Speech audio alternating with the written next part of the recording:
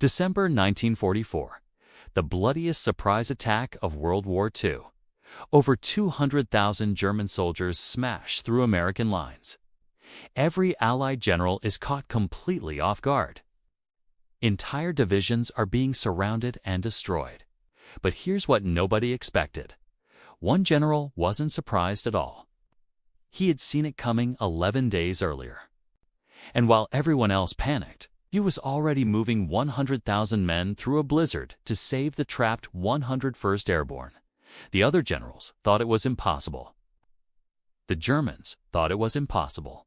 What George Patton did next would become the most impressive military maneuver of the entire war. Welcome back to History of World War II.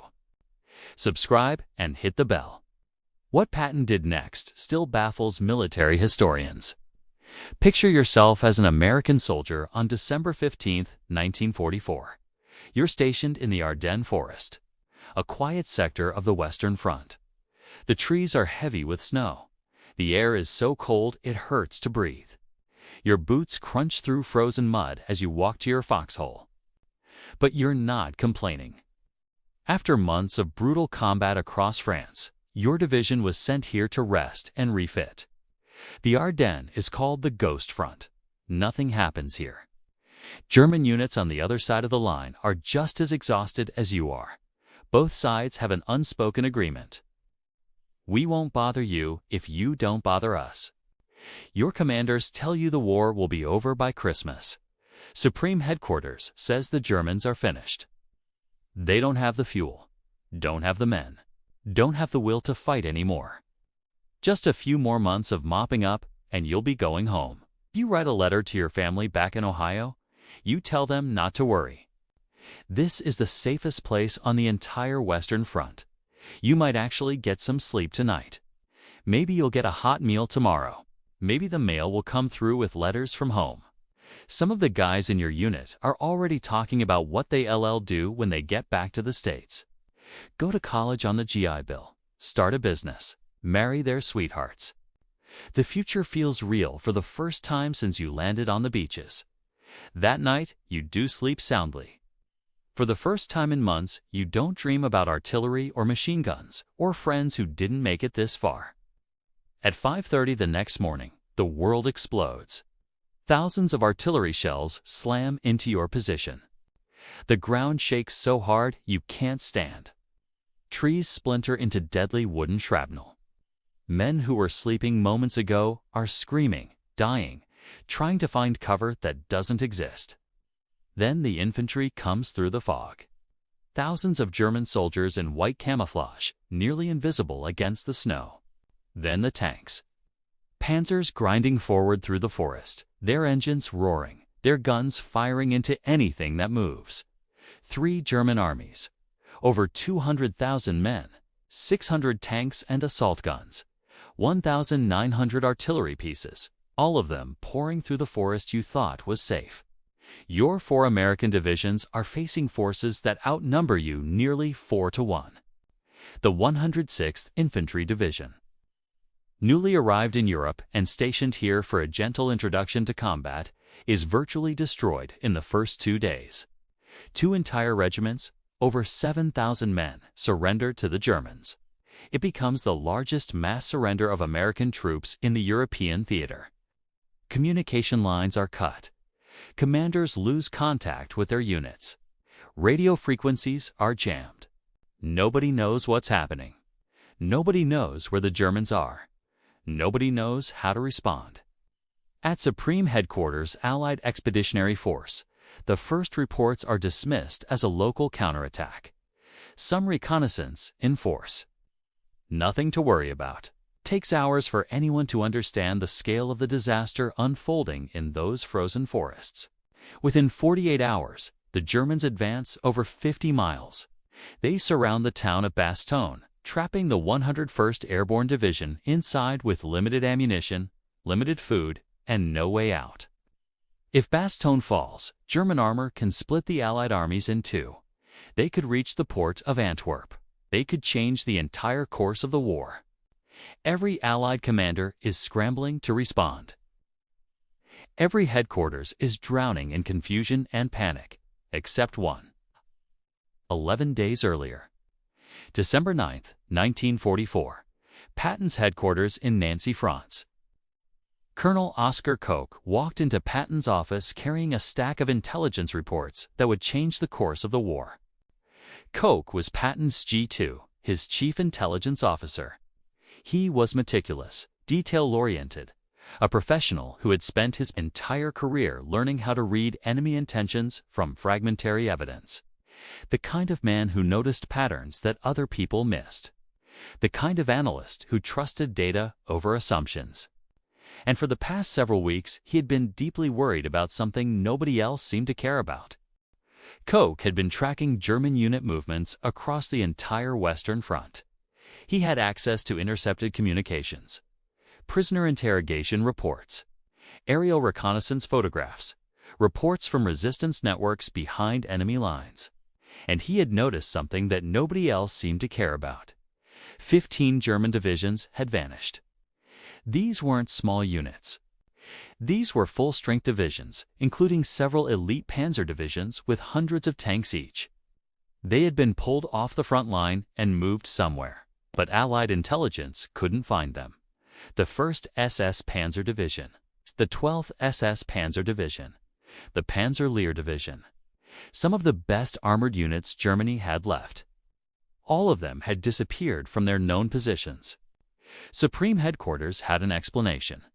The Germans were holding these divisions in reserve to respond to Allied breakthroughs. Standard defensive posture, nothing unusual. Koch didn't buy it. He had been studying German operational patterns for months.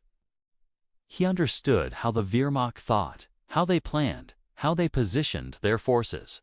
And the Wehrmacht didn't hold 15 divisions in reserve just to react. That wasn't defensive strength.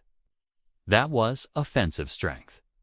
That was enough combat power to launch a major attack. Koch spread his maps across Patton's desk. He pointed to the Ardennes Forest, the thinly held sector where exhausted American divisions were spread across miles and miles of front with enormous gaps between units. General, I believe the Germans are planning a major counteroffensive. The target is here. The Ardennes. Patton studied the maps while Koch laid out his evidence. The Ardennes was the weakest point in the Allied line.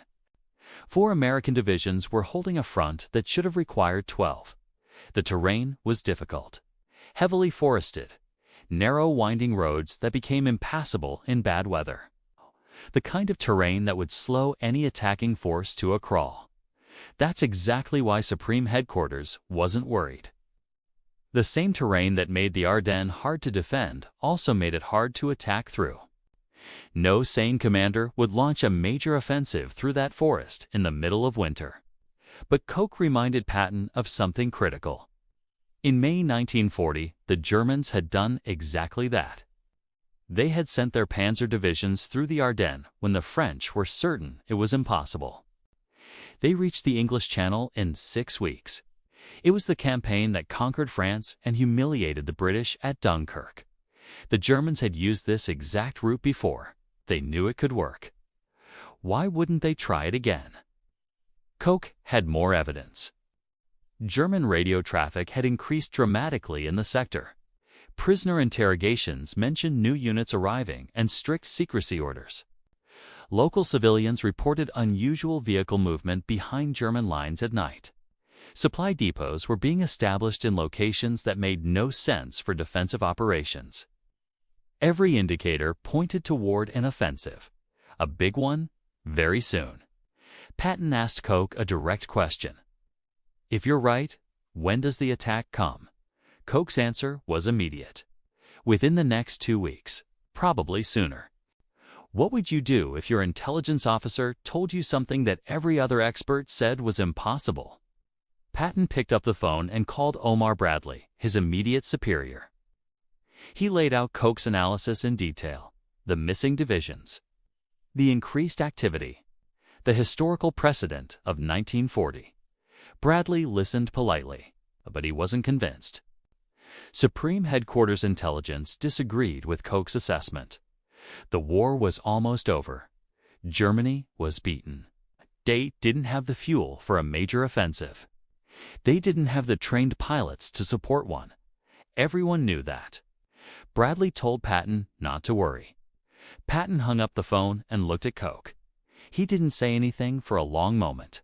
The clock on the wall ticked in the silence. Then he gave an order that would save thousands of American lives. Start planning. Over the next 10 days, while every other Allied commander focused on offensive operations pushing into Germany, Patton's staff worked in secret on something completely different. Something that seemed insane. They developed 3 complete contingency plans for responding to a German offensive in the Ardennes. Each plan was detailed down to the minute. Truck routes calculated and marked on maps. Fuel supplies prepositioned at critical junctions. Artillery batteries designated for rapid redeployment with specific firing positions already surveyed. Infantry units assigned specific roads and assembly points with alternates if the primary routes were blocked. Plan A covered a German attack from one direction. Plan B covered an attack from another angle. Plan C addressed variations they hoped wouldn't happen. Every possible scenario was mapped out. Every logistical problem was solved on paper before it could become a crisis in the field. Patton's own staff thought their general had lost his mind. Third Army was engaged in successful offensive operations in the Saar region. They were pushing toward the Rhine. They were winning. Why were they wasting time and resources planning for a defensive emergency 100 miles to the north? An emergency that Supreme Headquarters said would never happen. Because Patton trusted Oscar Koch more than he trusted Supreme Headquarters. On December 12th, 4 days before the German attack, Patton held a secret meeting with his senior commanders. He told them to be ready to disengage from current operations on short notice. He didn't explain why. He didn't share Koch's analysis with them. He just told them to be prepared to move fast. His commanders exchanged confused looks. Disengage. From winning operations, but they were Patton's men. They had followed him across North Africa and Sicily and France. They followed orders. By December 15th, Third Army was the only major American force with contingency plans for the Ardennes. Every other unit in the Allied line was focused on their own sectors, confident the war would be over by Christmas. If this is changing how you see history, hit that like button. 5:30 a.m., December 16, 1944. The German artillery barrage began. Within hours, the carefully constructed Allied front in the Ardennes was collapsing. American units that had been resting in quiet sectors suddenly found themselves fighting for survival against overwhelming odds. The fog and low clouds grounded Allied aircraft. The Germans had chosen their moment perfectly.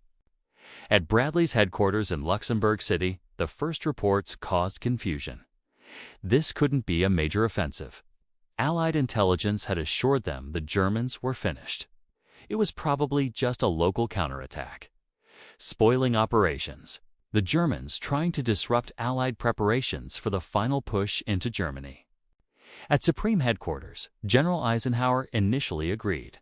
It took most of the day for the true scope of the disaster to become clear. By then, German spearheads were already miles behind American lines. But at Third Army Headquarters in Nancy, the reaction was completely different. Patton received the first reports and immediately summoned his staff. He looked at Oscar Koch. "You were right. What's their objective?" Koch studied the incoming reports, tracking German axis of advance, calculating their probable goals based on the roads they were securing. His analysis was immediate. Bastogne, they need that road junction. 7 major roads meet there. If they take Bastogne, they control movement through the entire region. Then they push for Antwerp. Patton nodded. That matched what Koch had predicted days ago. "Get me General Gaffey. We're executing the contingency plans." While every other American headquarters scrambled to understand what was happening, Patton was already issuing orders. Third Army began disengaging from combat operations in the Saar. The carefully prepared plans came off the shelf and went into action. The movement that other generals thought would take a week had been planned for 11 days. December 19th. The emergency meeting at Verdun. Eisenhower had called every senior commander in the theater to a converted French army barracks. The atmosphere was grim. Maps covered the walls, showing German advances in red arrows pushing deep into Allied territory. German forces had advanced over 50 miles in 3 days. American casualties were mounting by the hour. The 101st Airborne was surrounded at Bastogne with limited supplies and no relief in sight. If that town fell, German armor could split the Allied armies in two. The most powerful generals in the Allied command sat around a table, and not one of them was smiling. But Eisenhower opened the meeting with a statement that surprised everyone present. The present situation is to be regarded as one of opportunity for us, and not of disaster. There will be only cheerful faces at this conference table. Some generals thought Eisenhower had lost touch with reality.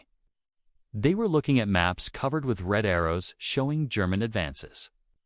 They were receiving reports of entire units being overrun. How was this an opportunity? But Eisenhower understood something important. The German army had come out of its fortified positions. It was extended, exposed, vulnerable. If the Allies could respond quickly enough, they could cut off those German spearheads and destroy them. They could turn disaster into decisive victory. But responding quickly was the problem. Every unit was in the wrong place. Turning entire armies around in the middle of winter, in the middle of active combat, seemed logistically impossible. Eisenhower looked around the table at his generals, Bradley Devers, the British commanders. All of them calculating, all of them coming up short. How soon can someone attack north to relieve Bastogne? The silence stretched. Generals stared at their maps, calculated logistics. Consider the distances involved and the roads available and the weather conditions and the enemy forces in the way. No one wanted to make a promise they couldn't keep. Then Patton spoke. I can attack with 2 divisions in 48 hours. 3 divisions in 72. The room went dead quiet. Patton was known for aggressive promises. Everyone at that table knew his reputation for bold claims. But this seemed beyond aggressive. This seemed impossible. This seemed like the ramblings of a man who had lost his grip on reality. Eisenhower pressed him hard. George, this is no time for grandstanding. The 101st Airborne is surrounded. If we promise relief and fail to deliver, those men die. Patton didn't blink. His voice was calm and certain. Ike, I've already given the orders. Third Army is disengaging now. I have 3 contingency plans prepared. I've been expecting this attack for 11 days. The other generals stared at him in disbelief. Expecting it? How could Patton have expected something that caught Supreme Headquarters completely by surprise? Something that had blindsided the entire Allied intelligence apparatus. Eisenhower studied Patton for a long moment. He had known Patton for decades.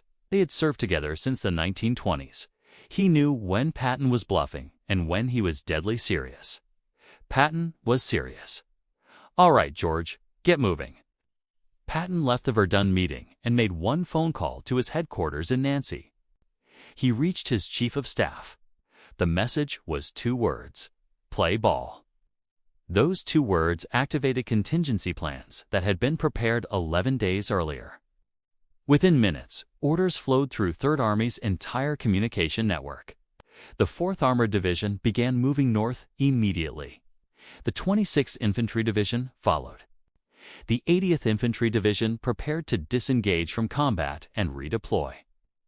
Truck convoys that had been prepositioned at key locations started loading troops. Artillery batteries began displacing 2 new firing positions that had already been surveyed and marked.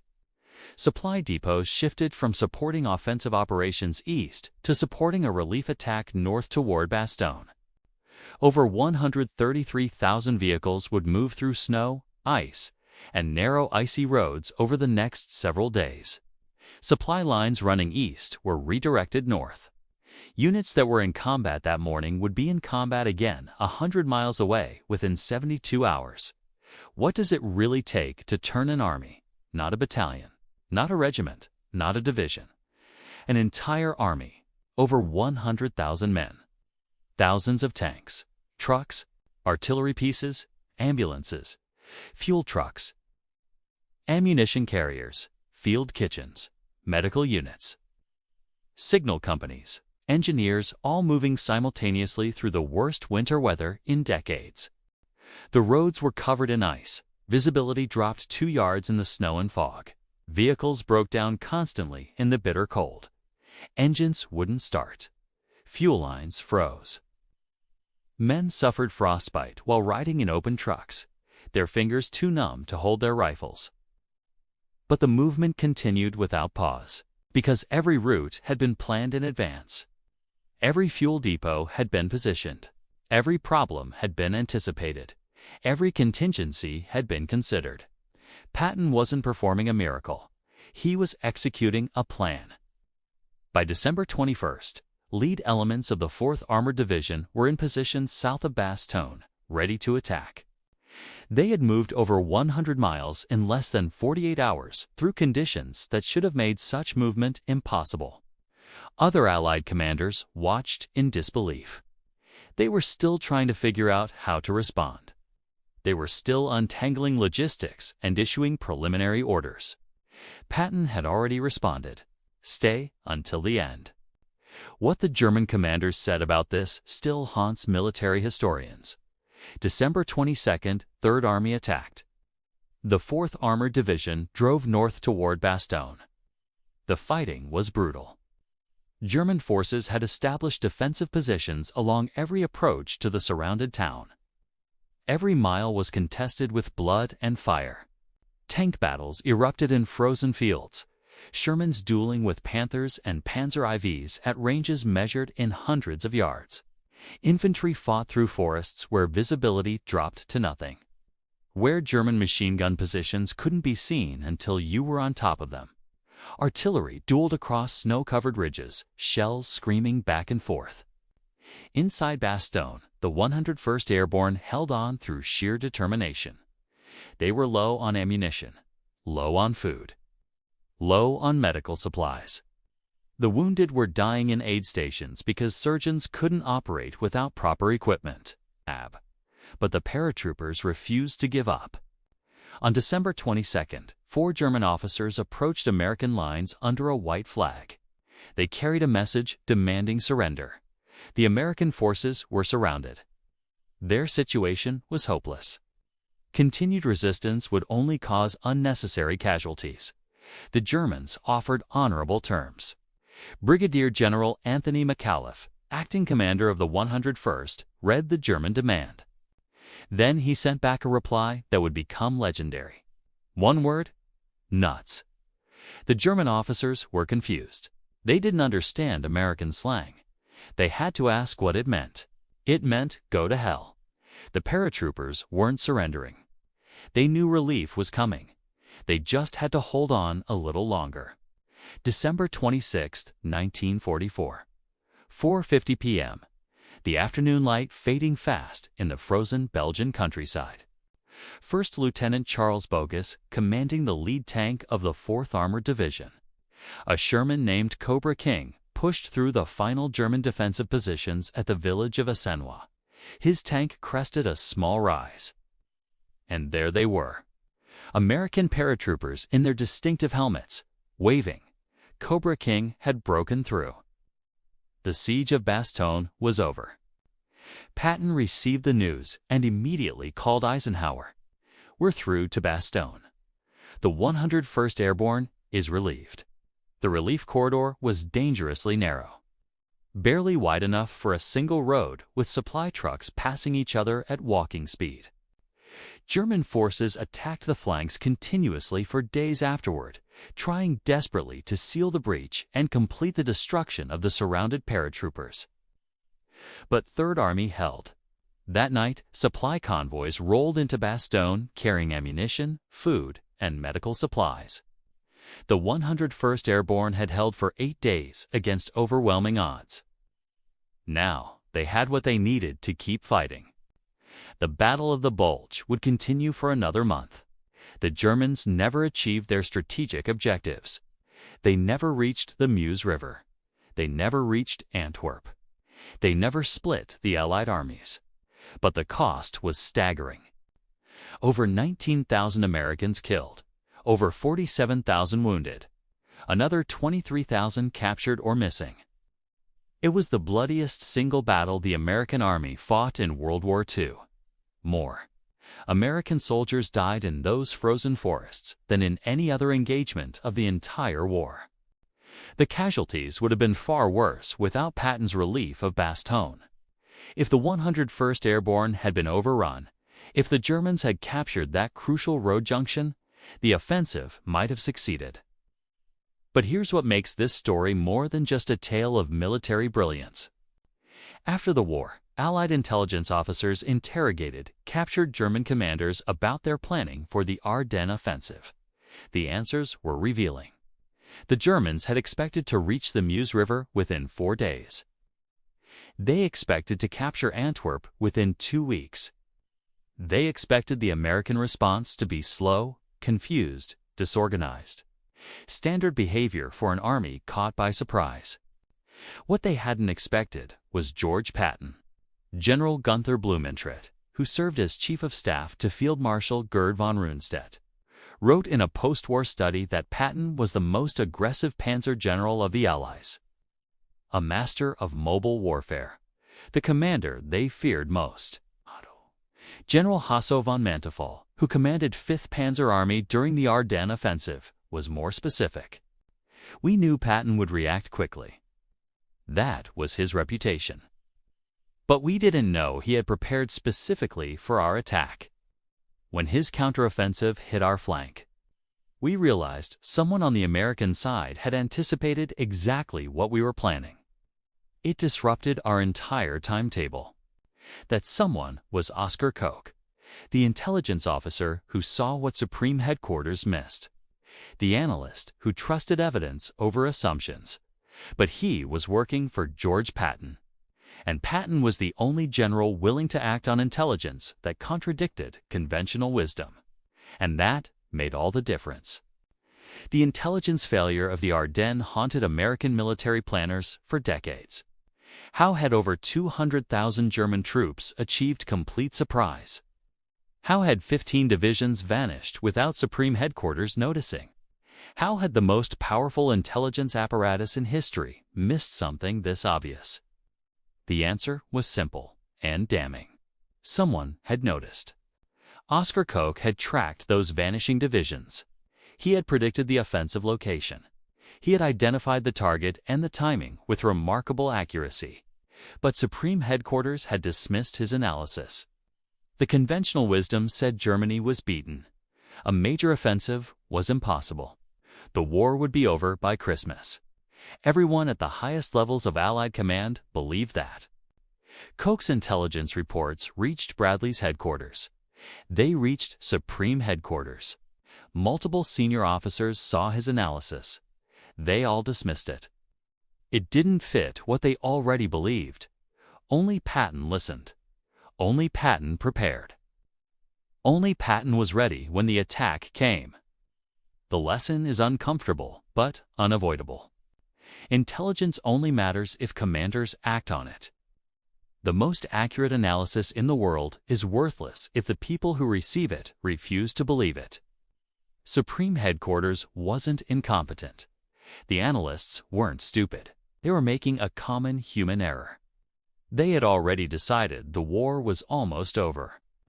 They interpreted every piece of new evidence through that assumption. Information that contradicted their belief was dismissed or explained away. Oscar Koch approached the evidence differently. He didn't assume he knew how the war would end. He asked what the evidence actually showed, and the evidence showed an offensive was coming. But having good intelligence wasn't enough. Koch wasn't the only analyst who saw warning signs. Other intelligence officers had doubts. Other reports mentioned unusual German activity. The difference was Patton. Patton trusted his intelligence officer. He was willing to act on analysis that contradicted the official consensus. He prepared for the possibility that Koch was right and everyone else was wrong. And when the attack came, he was the only general ready. George Patton received no special medal for the relief of Bastogne. It's no unique recognition for the most impressive logistical feat of the European war. The official histories praised Third Army's performance, but they rarely mentioned the 11 days of secret preparation that made it possible. Oscar Koch remained largely unknown outside military intelligence circles. His prediction of the Ardennes offensive, one of the most accurate intelligence assessments of the entire war, was overshadowed by the larger story of surprise and recovery. Koch continued serving as an intelligence officer after the war. He taught at the Army War College. He wrote professional papers on intelligence analysis and the importance of understanding enemy capabilities rather than just enemy intentions. He never sought fame for his role in the Battle of the Bulge. Most people who study World War II have never heard his name. But without Oscar Koch, Patton would have been just as surprised as everyone else. But within the military, the lessons were studied for generations. Preparation beats reaction. Trust your analysts. Question your assumptions. Don't let what you want to believe prevent you from seeing what's actually there. The Battle of the Bulge was a failure of intelligence at the highest levels. But it was also the story of one general who listened when no one else would. One intelligence officer who saw what everyone else missed. And 11 days of secret planning that saved an army. That's why Patton was the only general ready for the Battle of the Bulge. The only commander who didn't panic. The only one who moved while others deliberated. Not because he was lucky. Not because he was reckless. Not because he was smarter than everyone else at that table in Verdun. Because he listened when others dismissed. Because he trusted his people. Because he prepared when everyone else was celebrating victories that hadn't been won yet. And in war, preparation is everything. The Battle of the Bulge proved it. Oscar Koch proved it. And George Patton, the only general ready when the storm broke, proved it beyond any doubt. If this changed how you see history, watch what happened to German tanks after WW2 next. Same untold story. Same hidden history. Like, subscribe, hit the bell. Thanks for watching History of World War II.